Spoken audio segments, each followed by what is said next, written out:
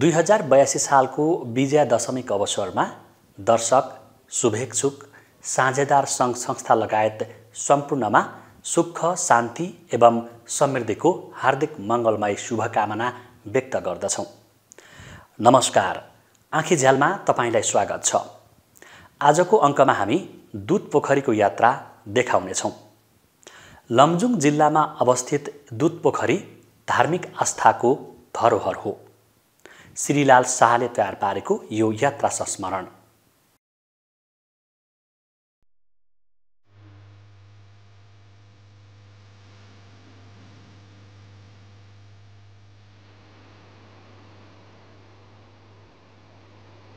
खुदी हिम नदी मर्स्याङ्दीको किनारमा प्राकृतिक सुन्दरताले सिँगारिएको खुदी बजार।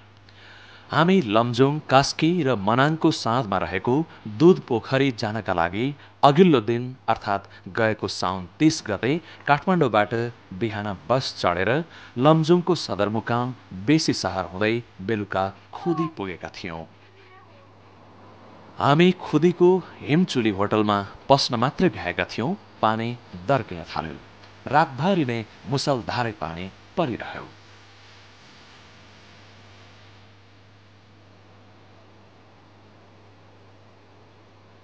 बिहान बिउजिँदा हामीसँगै दुधपोखरी जाने थुप्रै पाहुनाहरू होटेलमा आएका रहेछन्। उनीहरू बस्ने कोठा नपाएकाले बाहिर टेन्ट तानेर बस्नु परेको थियो। उनीहरू अधिकांश जसो प्रथम दुधपोखरी महोत्सव 2062 का आयोजक भरिया र भान्सेहरू हुन्। अहिले सबैजना दुधपोखरी जाने तर्खर गर्दैछन्। हुन त त्यहाँ विदेशी पाहुना पनि आएका रहेछन्, तर उनीहरू दुधपोखरी होइन मनाङतिर जान लागेका हुन्। हामी भने उत्तरी लमजुङ दुधपोखरीको बाटो लाग्यौं। रातभरि पानी परेकोले मौसम खुलेको थियो र मर्स्याङ्दी आफ्नै सुरमा सलल बगिरहेको थियो। यहाँ मर्स्याङ्दी नदीले लमजुङ र मनाङलाई छुट्याएको छ। मर्स्याङ्दी वारी हामी लमजुङमा थियौं र पारी मनाङ।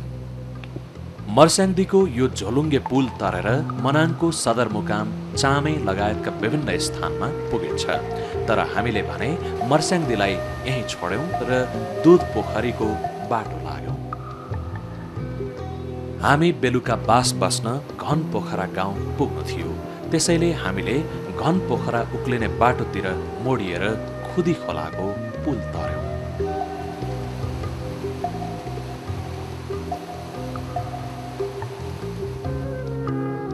त्यसो त लमजुङ जिल्लाको घनपोखरा गाउँ विकास समिति यहीँबाट सुरु हुन्छ, तर घनपोखरा गाउँ पुग्न भने झण्डै दिनभरि हिँड्नुपर्छ।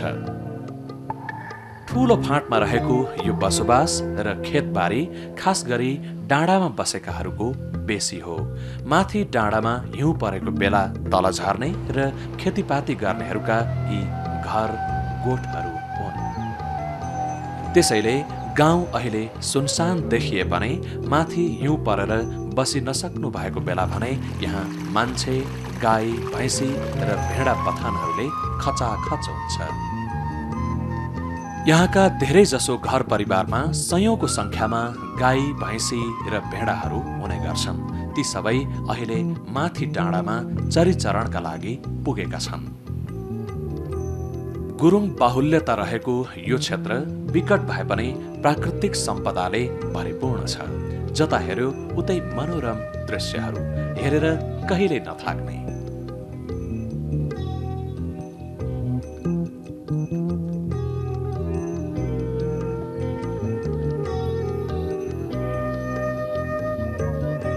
हामी खेत र गाउँको तेर्सो बाटो हुँदै हिँड्दै थियौं।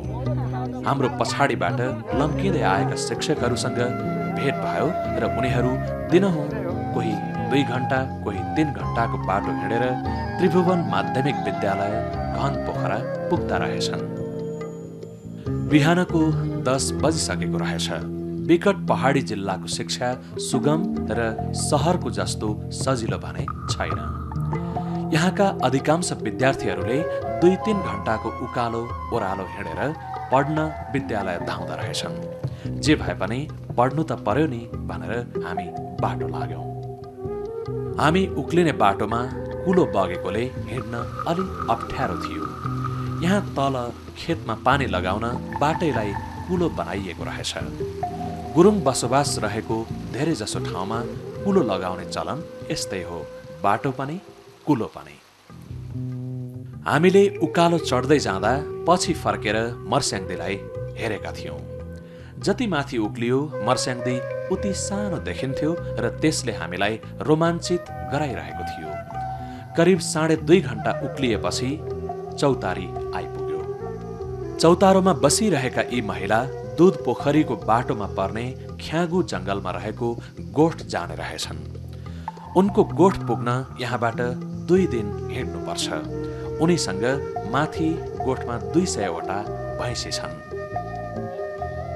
यी गोठालाहरूले भने जंगलमा बेत लागेको भैँसी बेसी झार्न लागेका हुन्। दुहुनो भैँसी बेसीमा राखेपछि दूध, दही र घिउ सहर लगेर बेच्न सजिलो हुन्छ रे। हामी चौतारोमा बस्न नभ्याउँदै कुहिरोले ढपक्कै छोप्यो। त्यसपछि कुहिरोले लुकामारी खेले जस्तै घरि छोप्ने र घरि उग्रिने दृश्य रमाइलो हुन थाल्यो। हामी साथीहरूको बाटो हेर्दै थियौं।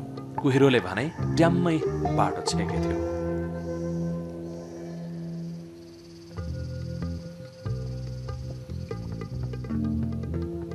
माथिल्लो घन पोखरासँगै रहेको गुम्बाबाट आनीहरू झरेकै बाटोमा हामी उकालो लाग्यौं। घन पोखरा भन्ज्याङ कुहिरोले ढपक्कै छोपेको रहेछ। यहाँ सिमसिमे पानी र चिसो हावाले मुटु नै कमाउँथ्यो।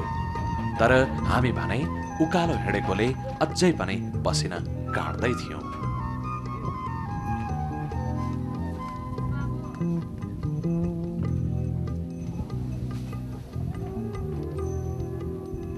ला, मेरो घडीले आलु खाएछ।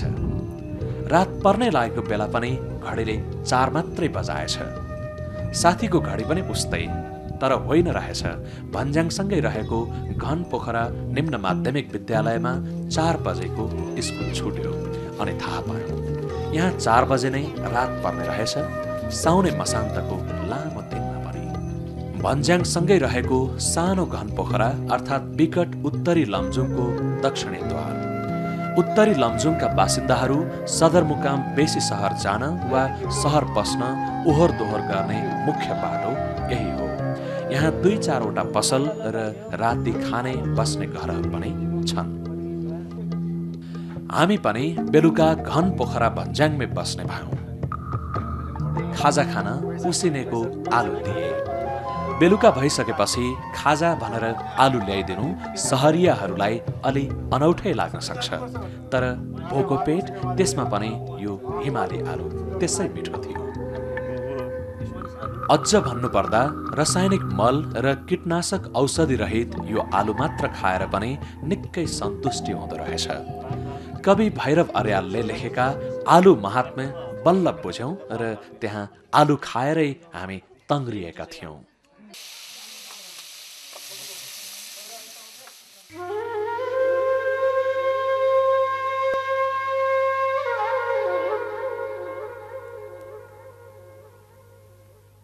बिहान पानी पर्न छोडिसकेको थियो र पानी परेपछिको आकाश खुले झैं एकैछिन घाम आउला जस्तो भयो। तर डाँडो दुवैतिरको खोलामा कुहिरोले छोप्न सुरु गरिसकेको थियो। यसरी तल खोलाबाट उठेको कुहिरोले दिन छिप्पिँदै जाँदा डाँडा ढपक्कै छोप्छ। तर त्यति बेला भने घन पोखरामा मनै लोभ्याउने दृश्यहरू देखियो। सहरी कोलाहलबाट विश्राम पाए जस्तो घन पोखराको भन्ज्याङमा उभिएर मानिसहरू यताउति हेर्दै प्रफुल्लित छन्।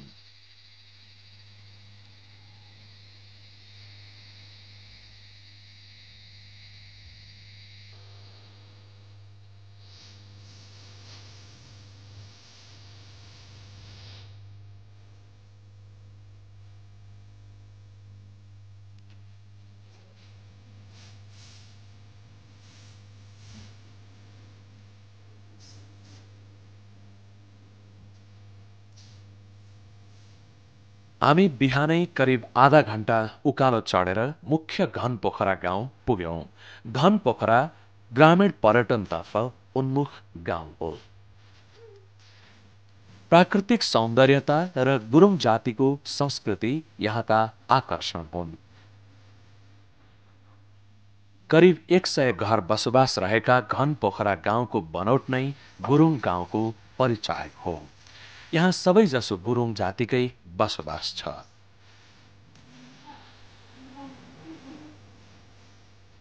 हामी घन पोखरा गाउँमा पुग्दा हजुरबा र नातिको स्नेहले मनै रसायो। तर गाउँभित्र पस्दा बल्ल थाहा भयो यो गाउँभरि नै अघिल्लो पुस्ता र पछिल्लो पुस्ता मात्रै रहेछन्। बीचको युवा पुस्ता भने अन्य गुरुङ गाउँ जस्तै लाहुर तथा पैसा कमाउन सहर पसेका रहेछन्।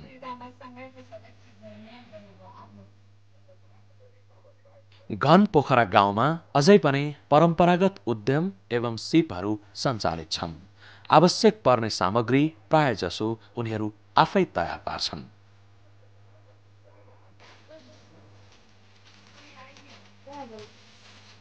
यसरी प्राकृतिक स्रोत र परम्परागत सिपको संयोजन ग्रामीण क्षेत्रमा अझै पनि देख्न पाइन्छ र यसको एउटा उदाहरण हो घन पोखरा।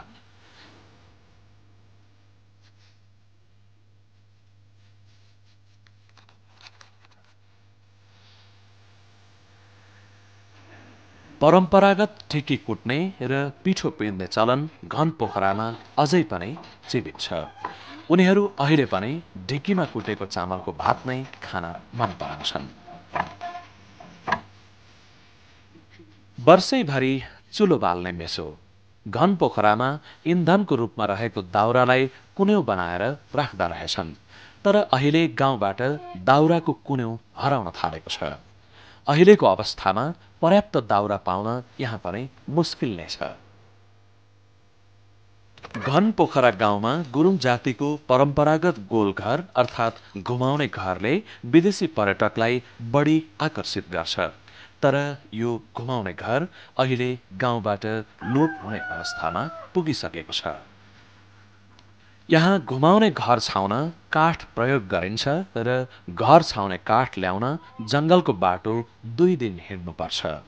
यसरी घर छाउन काठ ल्याउनुभन्दा स्थानीय बासिन्दाहरूका लागि सहरबाट कर्कट पाता ल्याउनु सस्तो पर्न थालेको छ।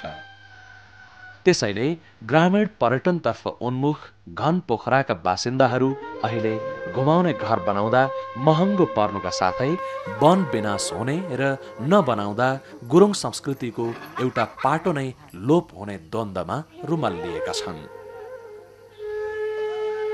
अहिले उनीहरू 1-2 गरेर 7वटा घुमाउने घर जोगाउन सफल छन्।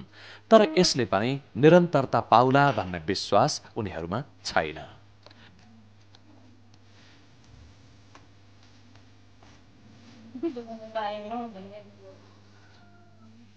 अहिले भने घन पोखराका बासिन्दाहरूलाई भदौ 3 गते जनै पूर्णेको दिन दूध पोखरी नुहाउन जान हतार भएको छ।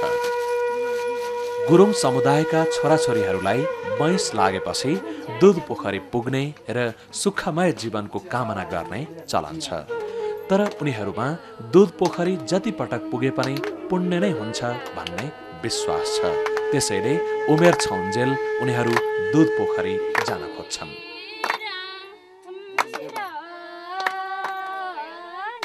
घन पोखराका चेलीहरू अहिले रोदी घरमा शुभ सायतका लागि बसेका छन्। उनीहरू घरको देउता अन्माएर दूध पोखरी जाने साइत निकाल्छन्। त्यसपछि चेलीबेटीको गोडा धुने र टीका लगाएर पैसा चढाउने चलन छ।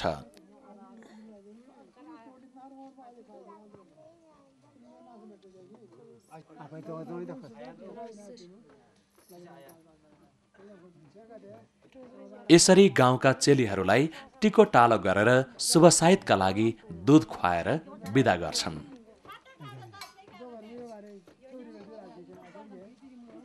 有些个人搞阿头的嘞，也像你可以发现没啊？去过嘛买跑没的，去过啥的？我这推老的干的，马桶也对呗。收些。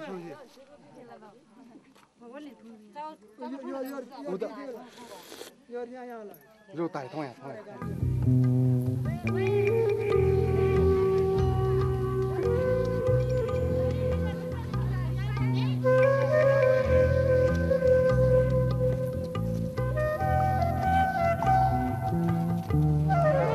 दुध पोखरी जानेहरूको ताती।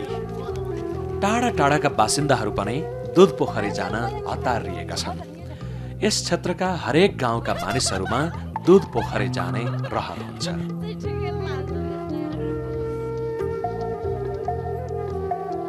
हामी काठमाडौँबाट हिँडेको आज तेस्रो दिन हो। यहाँबाट दुध पोखरी पुग्न अझै 3 दिन लाग्छ।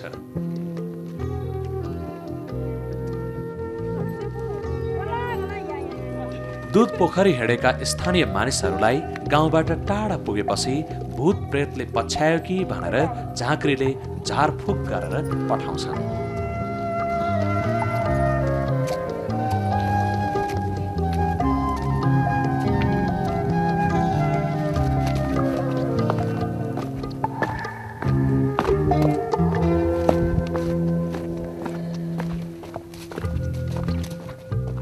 हामी उकालो र भिराला बाटाहरू हिँड्दै थियौँ।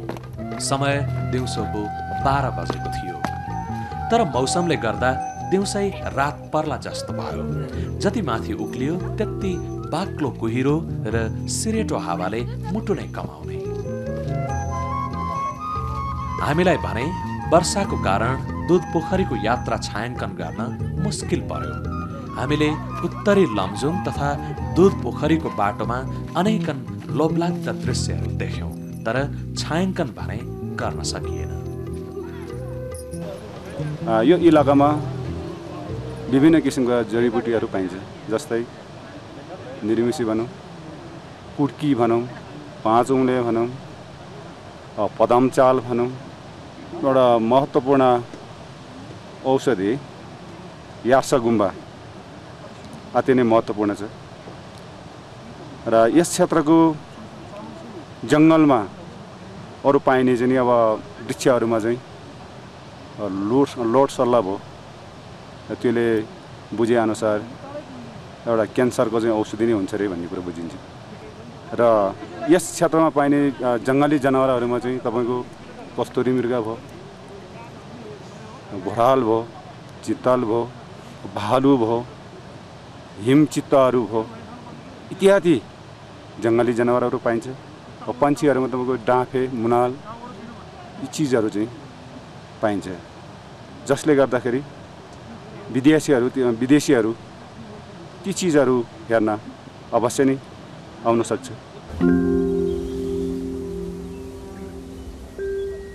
कस्तो अचम्म, डाँडाभरि फुलै फुल, सिङ्गो डाँडा नै फुलले ढाकेको देख्यौं। हामी त फुलकै संसारमा पुगे जस्तो लाग्यो।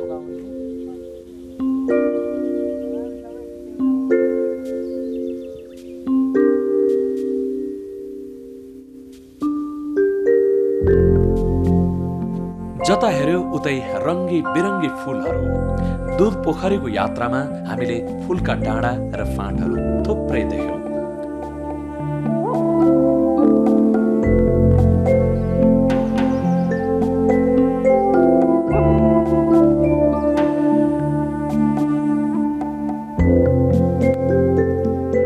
सहरतिर फुलको राम्रो व्यवसाय हुने गर्छ। मानव जीवनलाई उपयोगी हुने फुलबाट उत्पादित सामग्रीहरू पनि धेरै छन्। तर यी विभिन्न थरीका फुलहरूले भने विकट पहाडी भूभागको जैविक विविधता र प्राकृतिक सौन्दर्यता कायम राख्न सफल देखिएको छ र यो यात्रुहरूका लागि आकर्षण पनि बनेको छ। हामी फुलै फुलको डाँडो छिचोल्दै थियौं।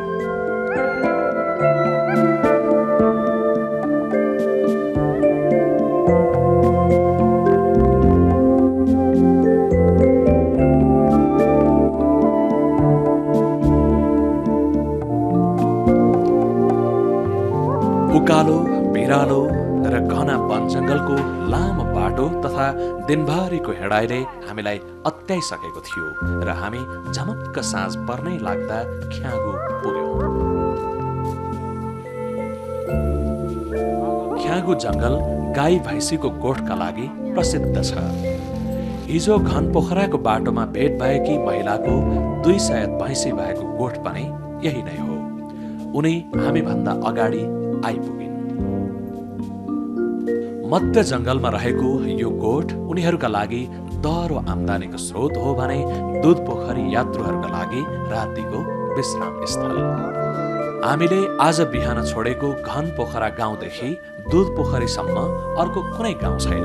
त्यसैले पनि यात्रुहरू गोठ तथा गोठ वरिपरिको चौरमा राति बास बस्छन्। हामी भने गोठमा बसेनौं र हामीसँगै ख्यागुको खुला चौरमा बस्ने यात्रुहरू धेरै थिए। लेकमा जङ्गलको बसाई, रातभरि मुसलधारे पानी र स्याउती लाग्ने जुकाको पीडा यात्रुहरूले बिहान मनोरम दृश्यहरूसँग साट्दै थिए।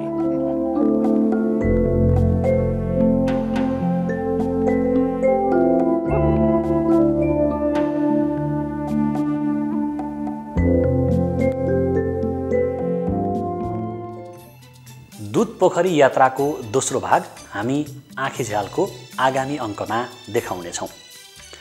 आँखीझ्याल नेपाल वातावरण पत्रकार समूहद्वारा सञ्चालित न्युज पोर्टल हाकाहाकी.org, फेसबुक र युट्युबमा पनि हेर्न सकिन्छ। हवस् त आजको आँखीझ्याल यति नै। अर्को साता फेरि आउनेछौँ। नमस्कार।